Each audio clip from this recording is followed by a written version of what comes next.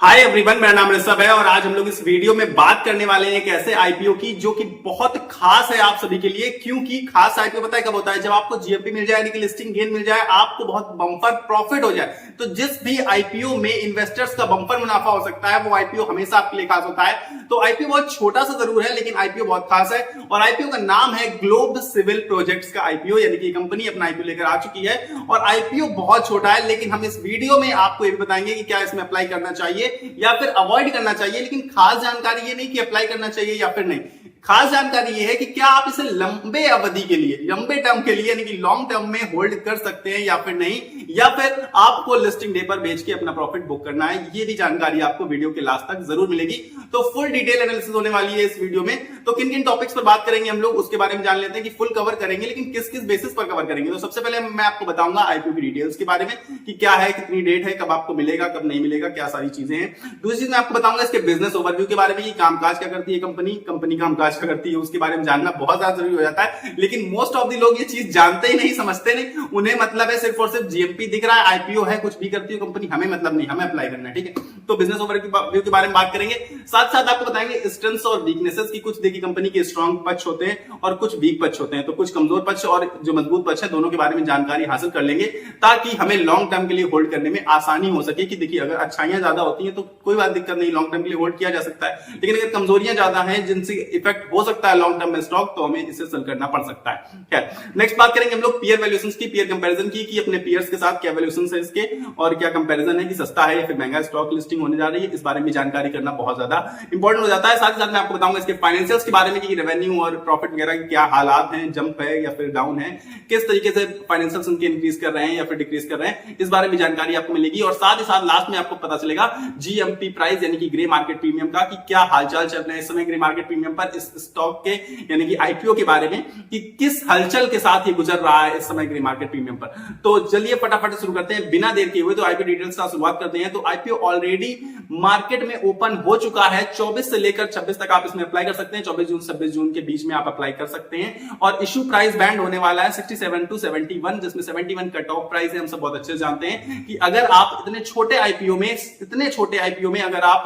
67 पर अप्लाई कर देंगे तो आपको आईपीओ नहीं मिलेगा। निश्चित बात है कि आपको अलॉटमेंट नहीं मिलने वाला है। लेकिन अगर आप कट ऑफ प्राइस पर अप्लाई करते हैं, एप्लीकेशन देते हैं, तो आपके अलॉटमेंट के चांसेस कंपैरेटिवली बढ़ जाते हैं। ठीक है, साथ ही साथ लॉट साइज की बात करें तो एक लॉट में आपको मिलेंगे 211 शेयर्स, यानी कि अगर आप सिर्फ और सिर्फ एक एप्लीकेशन भरते हैं तो आपको 211 शेयर्स मिलते हुए नजर आएंगे अगर आपको अलॉटमेंट मिलता है तो। साथ ही साथ अगर इश्यू साइज की बात करें कि पूरा आईपीओ जो आ रहा है ये कितने रुपए का है, तो 119 करोड़ रुपए का है। और इसी में साथ ही साथ मैं आपको बताता चलता हूं कि ये पूरे 119 करोड़ रुपए फ्रेश इशू है, यानी कि ऑफर फॉर सेल नहीं है, प्रमोटर सेलिंग नहीं कर रहे हैं, पूरा का पूरा फ्रेश इशू ला रहे हैं। लेकिन हालांकि आईपीओ बहुत छोटा है, 119 करोड़ रुपए बहुत छोटा है मेरे हिसाब से ये आईपीओ कंपैरेटिवली। तो आप इसमें बहुत ज्यादा ओवर सब्सक्रिप्शन भी देखने को आपको मिल सकता है। साथ साथ मैं आपको बताऊं कि अलॉटमेंट की डेट क्या है इसकी, तो 27 जून को आपको अलॉटमेंट पता चल जाएगा कि मिला या नहीं मिला, मतलब जाके चेक करना पड़ेगा। हालांकि डायरेक्ट आपको नहीं पता चलेगा उसमें ऐप के थ्रू, लेकिन अगर आप जो ऐप में अप्लाई कर रहे हैं उसके थ्रू आपको जानना है तो आपको पता चलेगा रिफंड डेट और आपके डीमैट अकाउंट में जो क्रेडिट आने की डेट है वो सेम है 30 जून। 30 जून को ही अगर आपको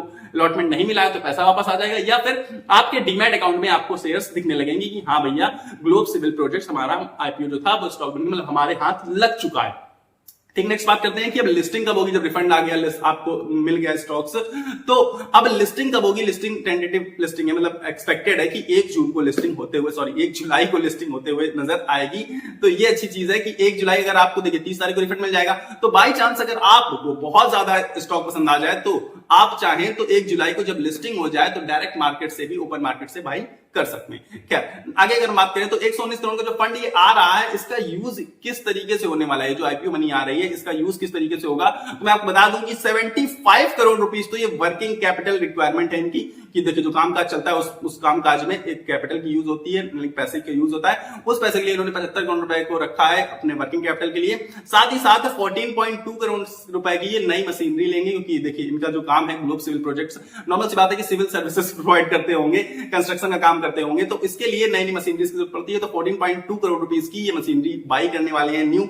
तो बाकी जो बचा है, जो भी थोड़ा बहुत रुपया बचा है, वो जनरल कॉर्पोरेट पर्पस के लिए यूज किया जाएगा। ठीक, तो काफी मतलब मुझे पर्सनली अच्छा लगा कि फ्रेश इशू भी भी है और कामकाज जो पैसे का यूज है वो भी बेहतर तरीके से करने वाले हैं आगे चल के। नेक्स्ट अगर हम लोग बात करें तो नेक्स्ट टॉपिक था हमारा बिजनेस ओवरव्यू। तो बिजनेस क्या करती है कंपनी? तो कंपनी पहले मोस्टली आप देखेंगे तो एजुकेशनल इंस्टीट्यूशंस बनाती थी या फिर रेलवे का इंफ्रास्ट्रक्चर तैयार करती थी, लेकिन अब इसने अपना कामकाज बढ़ा दिया है, बहुत ज्यादा बढ़ा दिया। इनफैक्ट अब ये रेलवे के ब्रिजेस बनाती है, एयरपोर्ट के टर्मिनल्स बनाती है, हॉस्पिटल्स बनाती है, कॉमर्शियल बिल्डिंग्स बनाती है, रेजिडेंशियल हाउसिंग बनाती है, जैसे मतलब तमाम से काम करती है। बहुत सारे काम इसने स्टार्ट कर दिए हैं जो कि कामकाज आगे चलकर आने वाले समय में आपको इनमें बहुत ज्यादा ग्रोथ भी दिख रही होगी, क्योंकि इंफ्रा भी बहुत ज्यादा बिल्ड होना हमारे देश में ऑलरेडी बचा हुआ है। इंफ्रास्ट्रक्चर बहुत भयंकर तरीके से बिल्ड होगा आगे चल के, तो उसमें ग्रोथ है। पर्सनली मैं आपको बताऊं तो कंपनी कामकाज भी इंफ्रास्ट्रक्चर से रिलेटेड है, जो कि मुझे कंपनी कामकाज कंपैरेटिवली काफी ज्यादा फैसिनेट किया, काफी ज्यादा अच्छा लगा। ठीक, अब तक बात करें तो 11 स्टेट में ऑलरेडी, जिसमें से उत्तर प्रदेश, राजस्थान, गुजरात जैसे बड़े बड़े स्टेट्स हैं, जहां पर ये ऑलरेडी अपने प्रोजेक्ट्स कंप्लीट कर चुके हैं। ठीक है, अब बात करेंगे स्ट्रेंथ्स और वीकनेसेस की। तो स्ट्रेंथ की सबसे पहले आपको बात बता देता हूं, क्योंकि सबसे पहले आपको अच्छाइयां जानना जरूरी है। तो मार्च 2025 तक की अगर हम बात करें तो इसका ऑर्डर बुक बढ़कर हो चुका है 669 करोड़ का, जो कि मैं कहूंगा कि बहुत अच्छी बात है कि आईपीओ सिर्फ 119 करोड़ का आ रहा है, लेकिन इसका ऑर्डर बुक बहुत ज्यादा है। ऑर्डर बुक अगर ज्यादा होती है तो कंपैरेटिवली कंपनी अच्छी ही मानी जाती है। ठीक, नेक्स्ट बात करें अगर हम लोग तो फाइनेंशियल्स बहुत ज्यादा अच्छे हैं, इसका रेवेन्यू और प्रॉफिट लगातार इंक्रीज करता हुआ नजर आया, तो फाइनेंशियल्स अच्छे हैं, तो ये भी एक स्ट्रेंथ है इसकी।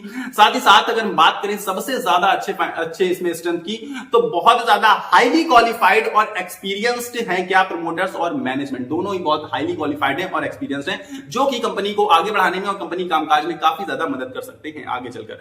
करंटली अगर बात करें तो करंटली जो ये वर्किंग कर रहे हैं, मतलब कामकाज इनका चल रहा है, वो 13 प्रोजेक्ट्स पर ऑलरेडी वर्क कर रहे हैं। ये भी एक इनकी स्ट्रेंथ में गिना जाएगा, क्योंकि 13 प्रोजेक्ट्स पर एक साथ काम करना एक बहुत बड़ी बात होती है, तो मेरे हिसाब से ये भी इनकी बहुत बड़ी स्ट्रेंथ है। साथ ही साथ अगर हम स्ट्रेंथ की बात करें तो इन हाउसिंग इंजीनियरिंग और डिजाइन कैपेबिलिटीज है इनके पास, यानी कि पूरा का पूरा शुरुआत से लेके लास्ट, अगर आप घर वर बनवा रहे हैं, कुछ इंफ्रास्ट्रक्चर बिल्ड करवा रहे हैं, तो स्टार्टिंग से लेके एंड तक आपको सारी की सारी सर्विसेज प्रोवाइड करते हैं। ये भी एक इनका पॉजिटिव पॉइंट है, यानी कि स्ट्रेंथ है। बात कर लेते हैं वीकनेसेस की, यानी कि थोड़ा बहुत जो निगेटिव मुझे लग रहा है पर्सनली, तो उसमें क्या है इनका intense competition and price pressure. Intense competition and price pressure का मतलब क्या है कि कंपटीशन इस फील्ड में बहुत ज्यादा कंपटीशन बढ़ रहा है इंफ्रास्ट्रक्चर की फील्ड में, इसी वजह से प्राइस प्रेशर बिल्ड होता है। यानी कि जब आप जाएंगे 10 लोग जा रहे हैं एक ही चीज को बनाने के लिए, कह रहे हैं भैया हम बनाएंगे, तो जो सबसे सस्ता बनाएगा उसी से इंसान बनवाएगा। नॉर्मल सी बात है, चाहे वो सरकारी कंपनी हो, चाहे वो प्राइवेट हो, चाहे वो कोई इंसान हो। तो आप नॉर्मल समझिए कि प्राइस प्रेशर जिसकी वजह से बिल्ड होता है, जिसकी वजह से प्रॉफिट मार्जिन पर, रेवेन्यू पर थोड़ा बहुत सा फर्क आ सकता है आगे चल के। तो ये मुझे पर्सनली वीकनेस लग रही है, बढ़ता हुआ कंपटीशन जिसकी वजह से प्राइस प्रेशर बिल्ड होगा।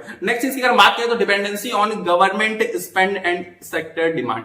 खास बात यह है कि जो इंफ्रास्ट्रक्चर है इसको मोस्टली आप पाएंगे कि जो गवर्नमेंट है हमारी वो ले ही आती है, हमारी गवर्नमेंट इसके कुछ ना कुछ सेक्टर को दे देती है। स्पेसिफिक अगर हम बात करें तो जैसे ही गवर्नमेंट इस पे खर्चा ज्यादा बढ़ाती है, गवर्नमेंट ज्यादा खर्चा करेगी अगर इंफ्रास्ट्रक्चर पर, बजट में आपको पता है इंफ्रास्ट्रक्चर को कुछ ना कुछ अलॉटमेंट मिलता है, तो अगर बजट में ज्यादा इंफ्रास्ट्रक्चर को खर्चा होगा तो आप समझिए कि स्टॉक प्राइस भी ऑटोमेटिकली बूस्ट होना स्टार्ट हो जाएगा, स्टॉक्स को ऑर्डर्स भी ज्यादा मिलना स्टार्ट हो जाएंगे। ठीक है, तो इसकी डिपेंडेंसी थोड़ी सी गवर्नमेंट पर ज्यादा है, गवर्नमेंट के स्पेंड पर ज्यादा है। खास बात अब मैं बता देता हूं, और एक इसकी छोटी सी वीकनेस है कि high working capital requirement and cash flow risk.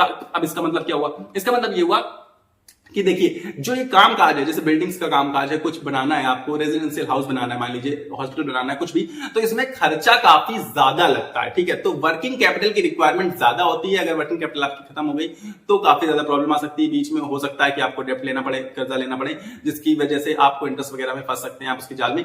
तो जो भी चीजें हैं, मतलब वर्किंग कैपिटल की रिक्वायरमेंट इसमें ज्यादा होती है, जिसकी वजह से जो कैश फ्लो है वो रुक सकता है। कैश फ्लो में रिस्क आ सकता है कि आपका फ्री कैश फ्लो जो है उसमें रुकावट आ सकती है। तो ये भी एक इसका निगेटिव पॉइंट मैं कहूंगा, क्योंकि लगातार अगर ज्यादा प्रोजेक्ट्स आप वर्क करेंगे तो डायरेक्ट इंपैक्ट पड़ेगा इसके फ्री कैश फ्लो पर, सीधी सी बात है। नेक्स्ट अगर हम बात करें तो कंपनी बहुत छोटी है, छोटी कंपनी है।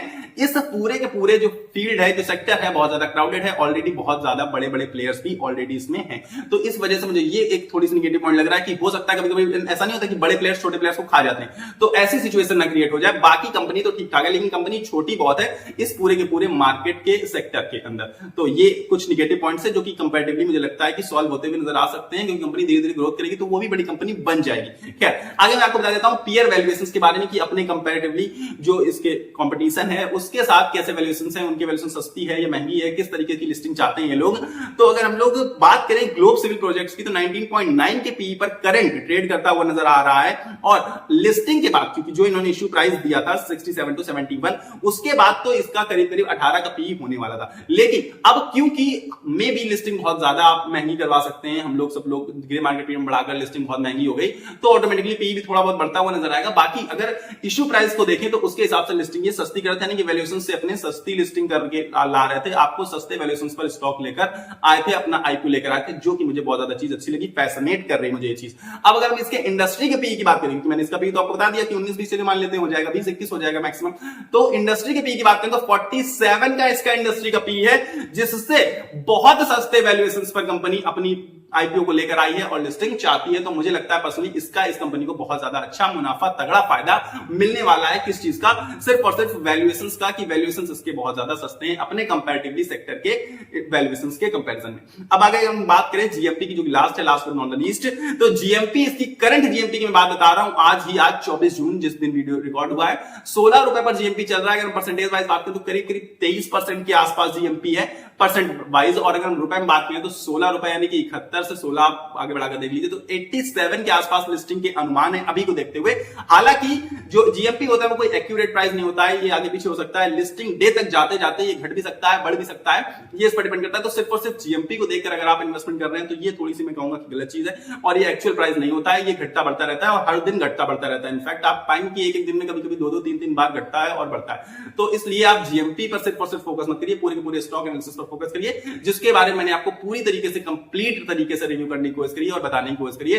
तो आपकी क्या राय है इस आईपीओ से रिलेटेड? क्योंकि मैं आपको लास्ट में बता देना चाहता हूं कि मैं सिविल रजिस्टर्ड नहीं हूं, तो मैं आपको कोई बाई सेल या रेटिंग नहीं दे सकता हूं। आपको अगर लास्ट कॉल लेनी है तो अपने एनालिसिस के ही बेसिस पर लेनी है। लेकिन अब मैं आपको एक चीज बता देता हूं कि जीएमपी काफी ठीक ठाक से चल रहा है, 20% से ऊपर है जीएमपी।